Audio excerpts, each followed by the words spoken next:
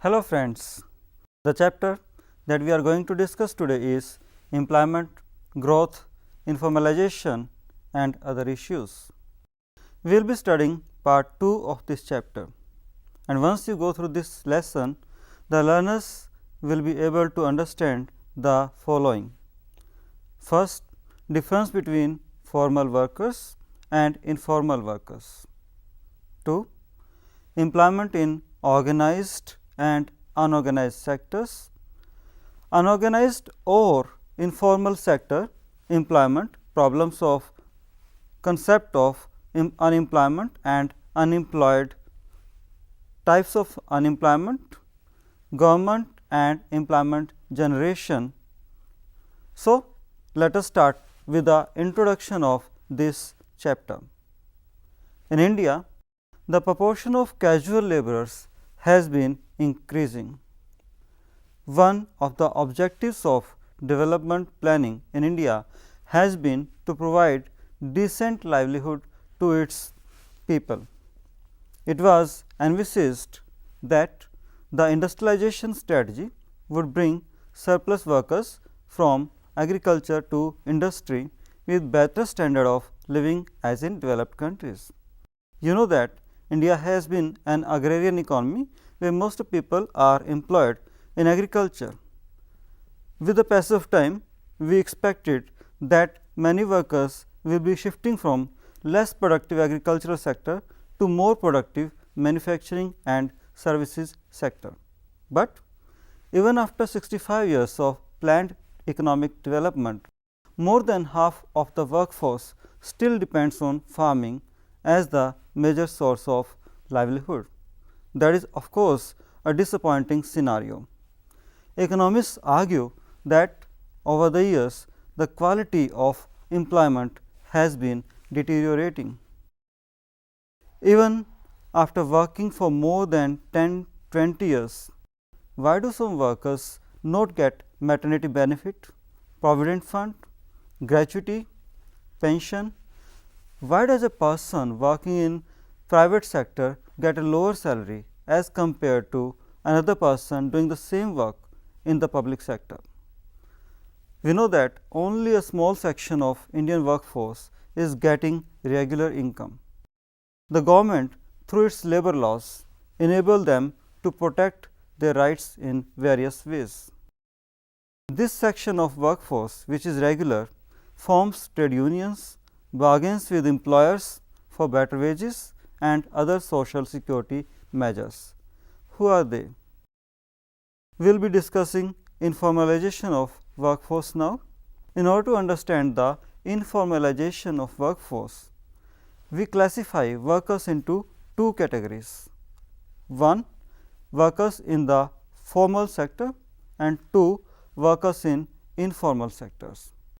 They are also referred to as workers in organized and unorganized sectors. So, we have formal or organized sector and informal or unorganized sector. All the public sector establishments and those private sector establishments which employ 10 or more hired laborers are called formal sector establishments, and those who work in such establishments are called formal sector workers. All other enterprises and workers working in these enterprises form the informal sector.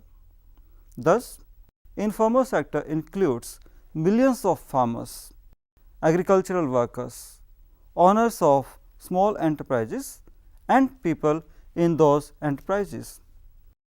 It also includes self-employed who do not have any hired workers.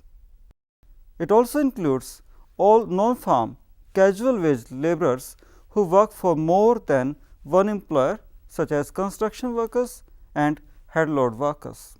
Workers in the formal sector enjoy social security benefits. They earn more than those in the informal sector. Developmental planning envisaged that as the economy grows, more and more workers would become formal sector workers, so that social security is given to them and the proportion of workers engaged in the informal sector would come down with the passage of time. there are about 473 million workers in the country.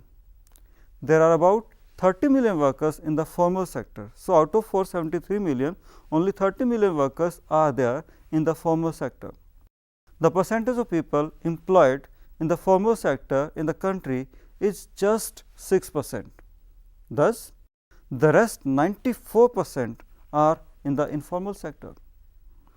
Out of these 30 million formal sector workers, only 6 million, that is only about 21% are women.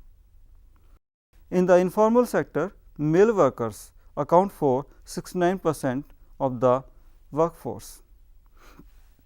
Since the late 1970s, many developing countries including India started paying attention to enterprises and workers in the informal sector, as employment in the formal sector is not growing.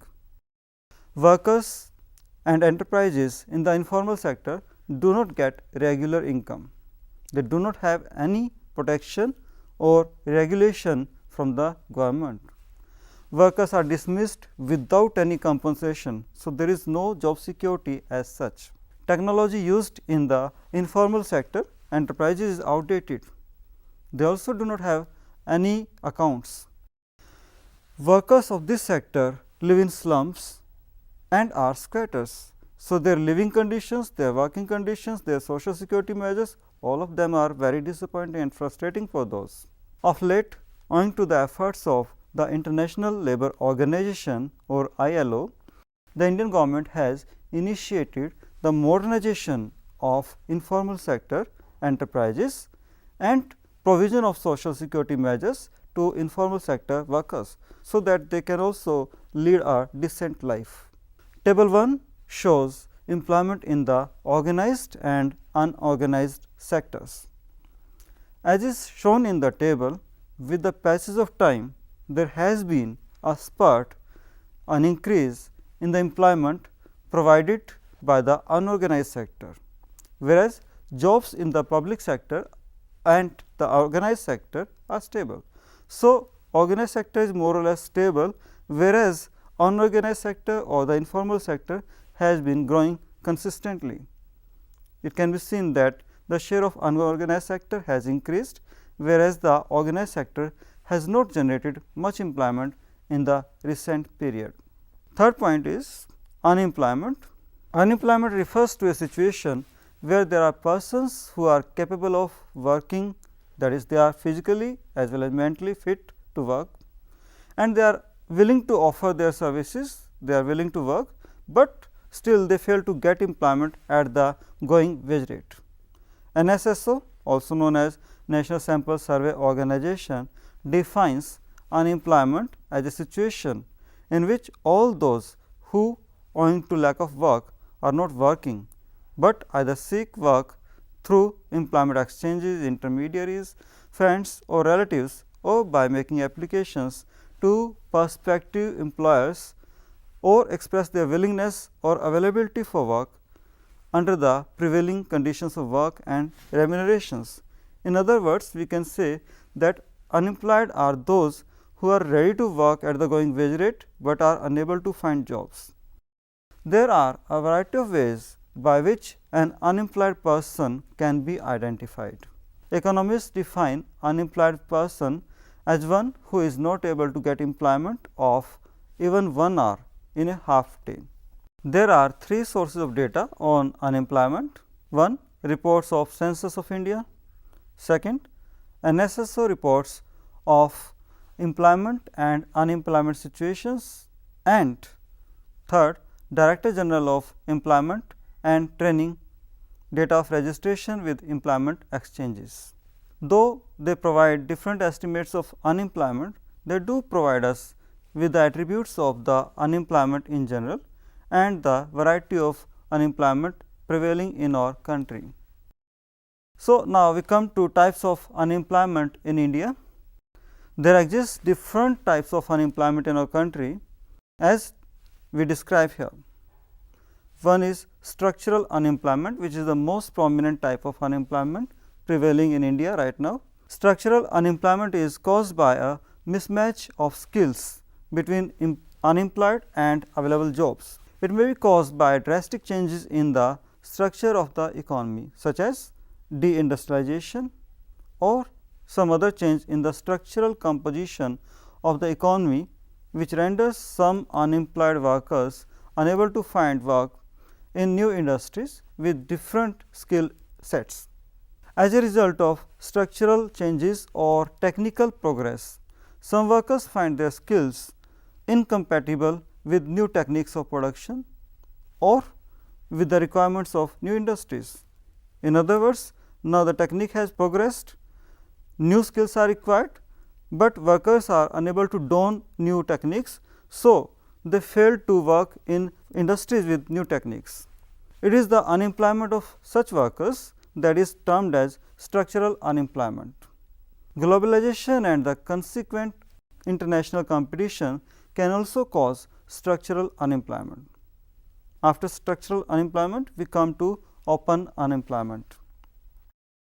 People look for jobs in the newspapers. Some look for a job through friends or relatives.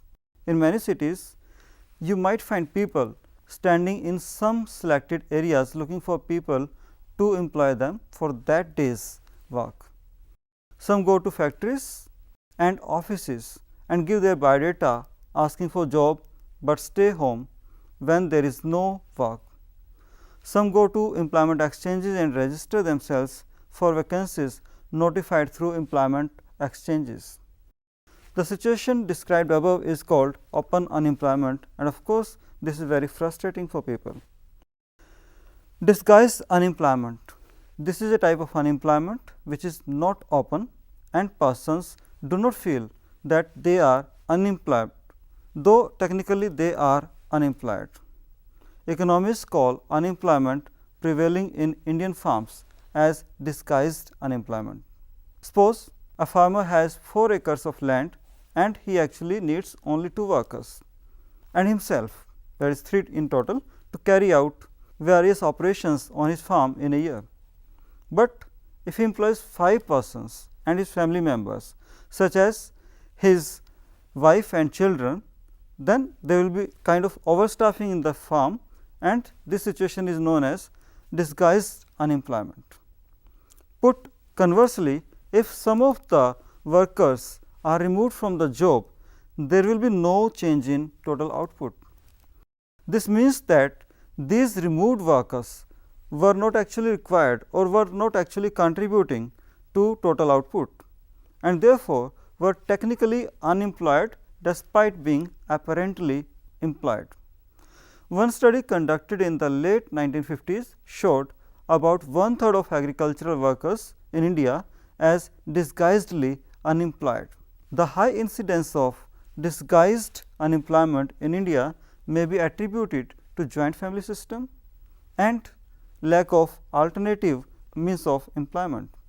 Due to poor labor absorption by the relatively faster growing secondary sector and tertiary sector, farmers are forced to keep themselves engaged in the cultivation of family farms, despite there being no scope for them to increase output on those farms. And this situation becomes worse because of smaller and smaller size of land holdings, which is caused by subdivision and fragmentation.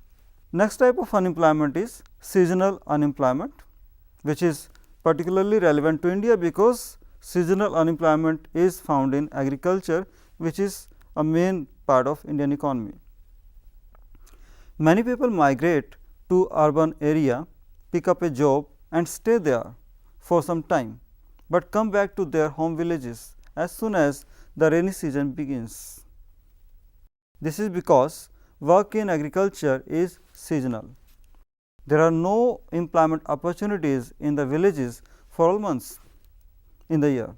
There are seasons like sowing and harvesting of crops when all are busy and employment is high. But there are also slack seasons, such as the period between sowing of crops and harvesting, when most people have nothing much to do, and therefore, they are unemployed at that time. It has been estimated that a farmer who cultivates 1 crop in a year usually goes without a job for almost 5 to 7 months in a year. When farmers have no work to do on farms, they go to urban areas and look for jobs. It is because of slackness in agricultural season, they are getting unemployed, they are forced to go to urban areas to look for jobs, and therefore, this kind of unemployment is known as seasonal unemployment. This is also a common form of unemployment prevailing in India. Now, we come to industrial unemployment. Industrial unemployment is a situation when people are willing and able to work in industries or manufacturing sector, but are unable to find jobs. The main reason of industrial unemployment is that the pressure of population has been consistently increasing, but rates of generation of jobs are dismally low. Increasing trend of migration of population from rural to urban areas has also aggravated the problem. It may also be said that industrial unemployment is a spillover of rural unemployment and poor labor absorption by the manufacturing sector. Major cause of this poor absorption of labor by the manufacturing sector is the massive use of labor saving devices, that is mechanization, using automation and so on. Next, we come to educated unemployment. This type of unemployment takes place when people fail to get jobs despite being educated. This situation is very frustrating when, after investing a considerable time and money and effort in education, people fail to procure jobs. On the other hand, this also amounts to nation's resources going waste. When educated youth fails to get jobs, they may sometimes take to antisocial and illegal activities. There are two major reasons of educated unemployment in India. One, education has failed to enhance employability of youth. These days, you know that this is a major issue, burning issue. Many industrialists have opined that education system in India needs to be revamped, needs to be overhauled, so as to make it more productive, so as to enable it to enhance employability of educated youth. The other reason of educated unemployment is that the rate of job creation has not been able to keep pace with the increasing educated labor force. Next topic for us is government and employment generation in India. It is obvious that government has the responsibility of improving the plight of people in general. So, government needs to focus its schemes, its programs, its policies towards enhancing employment generation. Since independence, the union and state governments have played an important role in generating employment or creating opportunities for employment generation. Their efforts can be broadly categorized into two categories, direct and indirect. In the first category, that is direct, government employs people in various departments for administrative purposes. It also runs industries, hotels and transport companies, and hence provides employment directly to workers.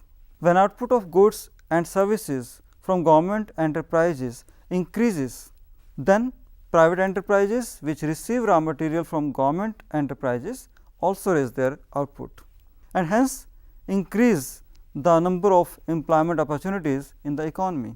For example, when a government owned steel company increases its output, it will result in direct increase in the employment in the government company.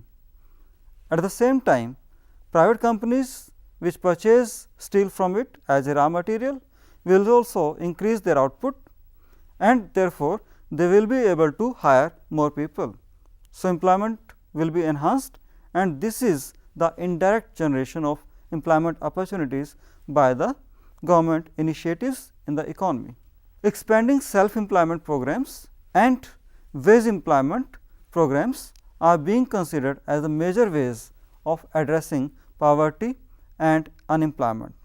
Examples of self-employment programs include Rural Employment Generation Program, which has acronym REGP, Prime Minister's Rozgar Yojana PMRY, or Swan Jayanti Shahri Rozgar Yojana, also known as SJSRY. The first program aims at creating self-employment opportunities in rural areas. The Khadi and Village Industries Commission KVIC is implementing this program. Under this program, one can get financial assistance in the form of bank loans to set up small industries. The educated unemployed from low income families in rural and urban areas can get financial help to set up any kind of enterprise which generates employment under PMRY. SJSRY mainly aims at creating employment opportunities, both self-employment and wage employment in urban areas. Earlier, under self-employment programs, financial assistance was given to families or individuals, but since the 1990s, this approach has been changed. Now, those who wish to benefit from these programs are encouraged to form self-help groups. Initially, they are encouraged to save some money and lend among themselves as small loans. Later, through banks, the government provides partial financial assistance to self-help groups, which then decide whom the loan is to be given to for self-employment activities. Swan Jayanti Gram Swarozgar Yojana is one such program. This has now been restructured as National Rural Livelihood Mission NRLM. A similar program called National Urban Livelihood Mission has also been in place for urban poor. The government has a variety of programs to generate wage employment for the poor, unskilled people living in rural areas.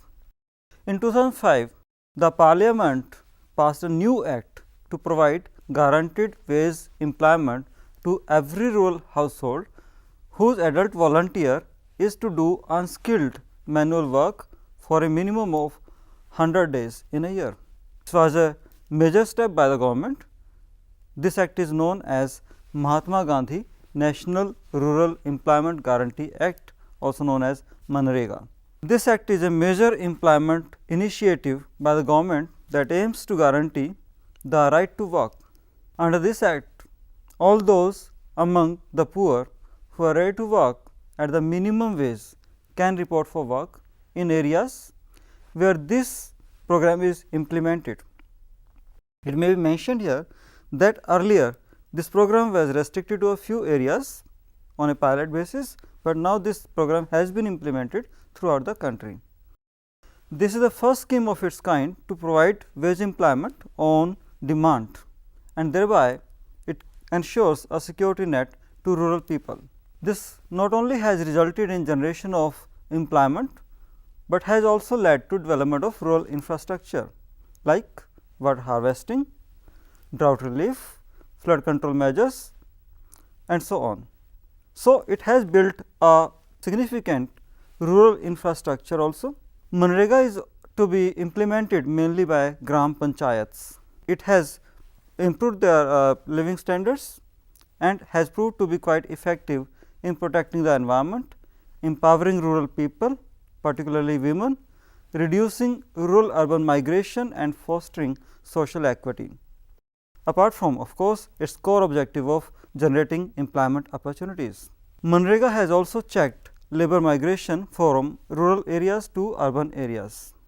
Another important aspect is a new strategy implemented by the government in terms of programs like Make in India, Startup India, Skill India, and so on. These new initiatives are tackling the employment problems from a new perspective. Some believe that we are living in an age where rather than looking for jobs, we need to create jobs. For the youth today, the real pleasure, the real kick should come not from getting salary, but it should come from hiring people. It should come from converting their innovative ideas and vision into reality. These programs, that is Skill India, Innovate India, Startup India, these programs tap the potential of youth in a very effective and competitive way. With the help of such programs, within a short time, the economy has seen many inspiring success stories such as Paytm, Ola, Oyo Rooms, Yatra.com and many more. All these programs aim at providing not only employment, but also services in areas such as primary health, primary education, rural drinking water, nutrition, laying of rural roads, development of watersheds or degraded lands and many such other programs. So, after having discussed all these things, let us summarize what we have studied so far here. After economic reforms of 1991, India has been witness to employment opportunities in the service sector. That is why sometimes it is known as service led growth. These new jobs are found mostly in the informal sector and the nature of jobs is mostly casual. Government is the major formal sector employer in the country. Acquiring skills and undergoing training are important for getting employment. Disguised unemployment is a common form of unemployment in rural India. There has been a change in the structure of labor force in India. Through various schemes and policies, the government is taking initiatives to generate employment.